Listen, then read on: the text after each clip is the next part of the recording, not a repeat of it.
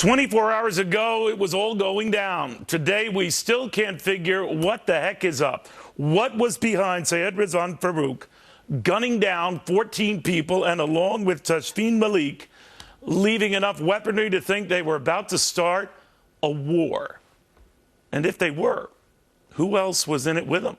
Welcome, everybody. I'm Neil Cavuto. And growing indications right now of a foreign connection that has a lot of security folks connecting some scary dots to Chief Intelligence Correspondent Catherine Herridge with more in Washington. Catherine. Thank you, Neil. A source briefed on the investigation tells Fox News that Syed Farouk had contact with individuals who were at one time being tracked by the FBI, but at the time of the contact, the FBI terrorism investigations had been closed. And in a statement this afternoon, the Saudi embassy here in Washington reporting that he visited the kingdom for 9 days in the summer of 2014, but there is no record his wife is a Saudi citizen. 3 separate sources told Fox today one of the highest priorities for investigators is understanding the couple's relationship, their travel, and whether she was the one who turned him to terrorism. The FBI is also confirming that Farouk traveled to Pakistan that same summer and returned to the U.S. with his future wife in July of 2014 on what's called a K-1 visa that allowed her to marry him 90 days later. And with the amount of ammo and explosives, the FBI is openly questioning whether the county meeting was the primary target. If you look at the amount of obvious pre-planning that went in, the amount of armaments that he had, the weapons and the ammunition, there was obviously a mission here. We know that. We do not know why. We don't know if this was the intended target or if there was something that triggered him to do this immediately. A dozen pipe bombs were found in the couple's garage with hundreds of tools to build improvised explosive devices. And investigators are now focused on the trigger mechanism, which used parts from remote-controlled toy cars. And this kind of detonation mechanism is the signature of al-Qaeda and comes straight out of al-Qaeda's online propaganda magazine known as Inspire, Neil. All right, thank you very much, Catherine Herridge. Adam Housley now in San Bernardino with the very latest there. By the way, Adam, I'd be remiss going into you if I didn't just commend you for your incredible coverage yesterday, but I digress. Back to the latest you got here.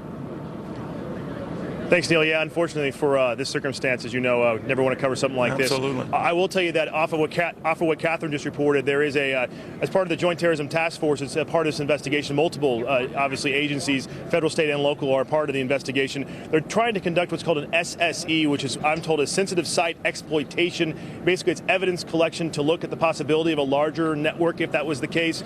They are behind a bit on this because his name came out pretty quick, in their opinion. But as you might imagine, there's a lot of investigation work going on at all levels, not just here stateside, but around the globe, as Catherine alluded to. I'll give you a live look here at Redlands. This is the home where they lived. We're only about 5 minutes or so from where the shootout took place, maybe about 7 minutes or so from where the murders took place. Right now, I can tell you what they're doing is, but there's that white truck. That's an evidence gathering truck. Right behind it is the car they're going through, literally with a fine-tooth comb, looking if they can find anything inside, any kind of evidence of what might point to why these two did this, maybe other connections they had, other people might be involved. And as you can see, that process continues with the FBI investigators right now. If you move just to the left of that, you'll see a white SUV. It just happens to be someone who lived in that complex. Just over that SUV, you'll see a blown-out window. Some of that video was taken by our producer, Dan Gallo, yesterday. Now you're looking at it live. That's the home where they went into. That's where they found this literally IED factory, if you want to call it that. But whatever it was considerably dangerous. And they had all sorts of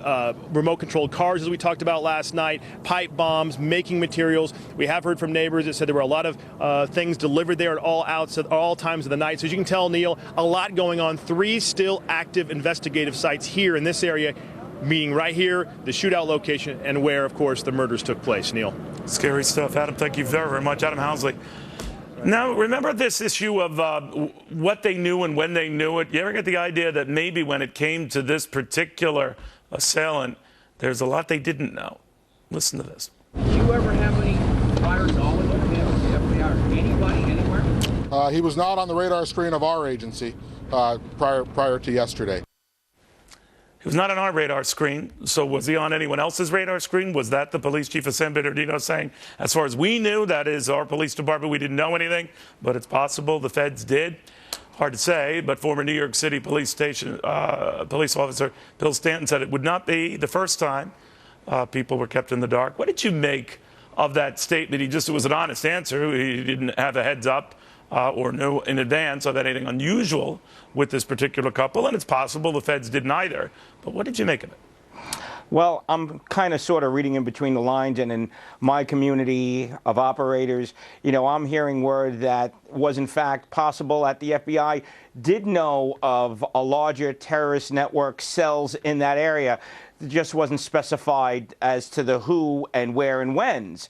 And what I think, anybody that says this is workplace violence is deluding themselves. It's willful blindness. This is out-and-out terrorism. Period. End of sentence.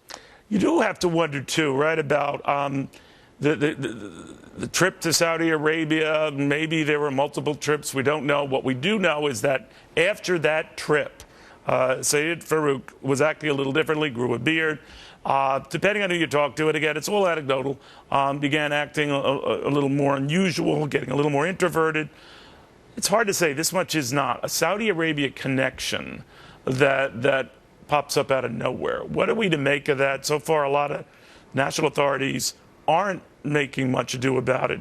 What do you look for when you hear news like that? Well, I'm thinking, is this an isolated incident? And unfortunately, the answer to me is no. This is part of a larger network, and I think there is more incidents like this to come. I do believe he went off book. Him and the female went rogue by doing this incident. I don't believe this was their targeted intent originally. I think he just, again, went off book and pulled the trigger, pun intended, a little early. Now, this going off book and hearing, you know, all this other news on what they had and what they discovered, the 1,600 rounds of ammunition on site, the additional 4,500 rounds of ammunition back at the house, the dozen pipe bombs. That's more than just a one-time, one-hit conference room attack. You know, Neil, like you, common sense prevails. And when you add all of this stuff up, you know, they weren't intending to blow themselves up. They wouldn't have worn masks. They wouldn't have had the vests and the garb. They wanted to get in and get out and do more damage. They had the GoPros. They were there to send a message. Well, by the way, now they say they didn't have the GoPros, that there was no truth to that. Even allowing for that, your point about they weren't planning to take themselves out, they very steadily, calmly, slowly left the scene so as not to draw a great deal of attention. And they stuck around for a couple of hours when a lot of people thought that they had long left.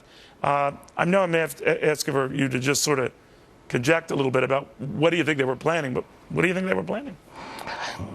I think they were planning a much larger hit, if you will. I think with the amount of IEDs, the armory they had, the planning that went into this, and it should be said, you know, the saying, PC will kill us all. Political correctness is now literally killing people.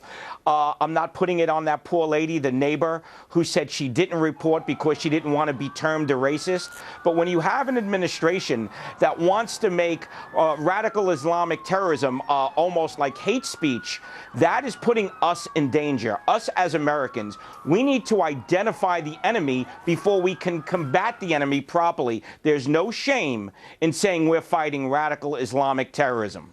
No, there is not. Bill Stanton, thank you very much. Good seeing you again. Thank you, sir. All right, I'd be remiss if I didn't mention what was also happening today in the corner of Walden Road, a big old sell-off. It had been worse. We were down over 300 points. Now, Janet Yellen gets the blame for a lot of this because she's very optimistic on the economic recovery, which would normally be good news.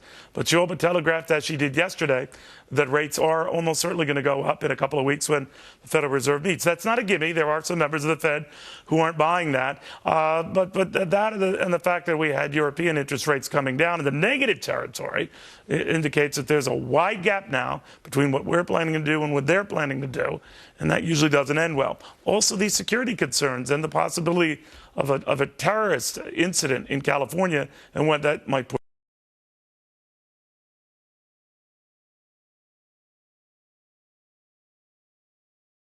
of a terrorist incident in California and what that might portend, not exactly, you know, an optimistic development. All right, we got a lot more coming up, including this. Have you seen this cover of the Daily News? Once or twice we might have brought up on this network. We certainly did on Fox Business Network. Forget about the whole idea of prayer and God and whether he's lost his place and prayer has lost its place. I think the media just relayed a big old bias, seizing on a mistaken notion. And I think it's time for God to get angry. But that's just me. I think Alveda King is a better messenger. And later on, Marco Rubio, what he makes of these attacks, and particularly Democrats' attacks on these attacks. After this.